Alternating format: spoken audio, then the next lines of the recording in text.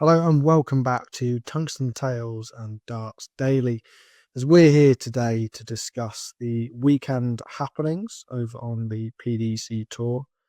We've discussed the Bahrain Darts Masters at length, the first TV tournament of the year over on the World Series. But while that was going on over in Bahrain, of course, there was the first leg of the PDC Challenge Tour, which saw 5 events played over in Milton Keynes, back to the scene of Q School for many of the players that didn't manage to confirm their tour card. And one in particular was of note, and that would be Mrs. Beau Greaves, of course, a 3-time world champion in the WDF on the ladies circuit. And she was once again at it on the PDC Challenge Tour, and she now tops that order of merit. And I just want to speak to you about the implications that could have for the PDC Pro Tour and indeed Greaves herself. So we will run through what Greaves' runs did look like on the 5 Challenge Tour events. We'll highlight her wins, which are in the first and the third event. It all kicked off on the Friday with 2 events, around 500 players in total in action. You've got to remember, these are long days for the players involved. And Beau Greaves was absolutely magnificent on her opening Challenge Tour campaign, fresh off a reasonable run at Q School. We'll come to that in a minute. She set off with a 90 average to defeat Patrick Quinn and maintained those 90 averages in a 5-0 win over Mike Warburton before defeating World Championship qualifier Alexander Merckx. She then defeated World Youth finalist Jurjen van der Velde before being pushed a little bit further as we head towards the top 32 and top 16 against Jamie Atkins and then Keenan Thomas.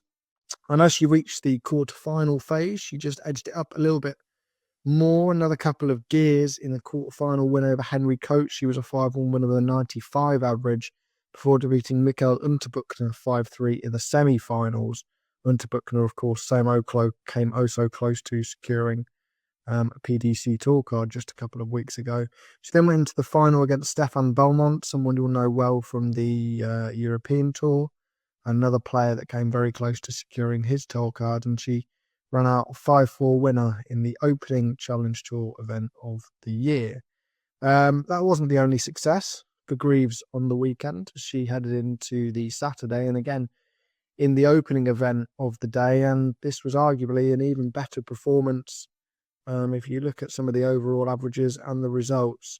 In the early round, she defeated Tommy Lishman with a 97.3 average, Lishman himself averaging 102, before coming through a last leg decider with Ricky Palmer in the last 64. She then defeated Andreas Harrison of Sweden, Luis Camacho of Portugal, the last 16 win over Camacho, averaging 105.85. Absolutely stunning stuff, and no reply from Camacho in that match. The quarterfinals then against John O'Shea, the recent Target recruit. She was a 5-2 winner on that occasion with a 97 average, 99 the average in the semi-finals in the win over Jimmy Van Schie, who was heading into that WDF World Championship, an absolutely huge favourite to go and win it. But she, the WDF Women's World Champion, defeats the man who was favourite to take the men's crown 5-1 on that occasion. Then, despite not being the highest average of the day, quite possibly the most impressive performance, a 5-0 win over a man that you all remember so fondly, John Henderson, a former World Cup of Darts champion, a former Premier League contender, and a former top 16 player in the PDC, defeated 5-0 by Beau Greaves, 101.55 average for Greaves on that occasion. And with those 2 wins on the Challenge Tour, that leaves her top of the shop in terms of the order of merit on £5,150.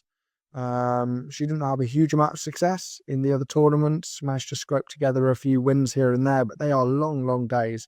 Once you've won one tournament, you've probably played 8 matches.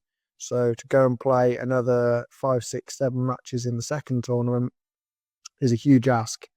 So that leaves her around £1,000 clear of Stefan Belmont in second place, with the likes of Carl Sneed and Darius Labanauskas, who won one of the later events, also up there in fourth position.